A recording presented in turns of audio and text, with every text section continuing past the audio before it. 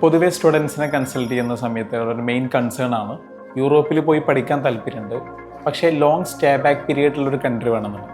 അത്തരം സ്റ്റുഡൻസിന് നമുക്ക് സജസ്റ്റ് ചെയ്യാൻ പറ്റുന്ന ഒരു ഡെസ്റ്റിനേഷനാണ് ഫ്രാൻസ്. അവിടുന്ന് മാസ്റ്റേഴ്സ് കംപ്ലീറ്റ് ചെയ്യുന്ന സ്റ്റുഡൻസിന് 2 വർഷത്തെ സ്റ്റേ ബാക്ക് പീരീഡ് ഉണ്ട്. ഇനിയിപ്പോൾ ഈ പീരീഡിൽ ജോബ് കിട്ടിയില്ലെങ്കിൽ അവർക്ക് 5 ഇയേഴ്സോളം ജോബ് സെർച്ച് ചെയ്യാനുള്ള ഒരു ഓപ്ഷൻ കൂടിയുണ്ട്. അലുമിനി സർക്കുലേഷൻ വിസ എന്നാണ് ഇതിനെ പറയുന്നത്. ഇതൊരു മൾട്ടിപ്പിൾ എൻട്രി വിസയാണ്.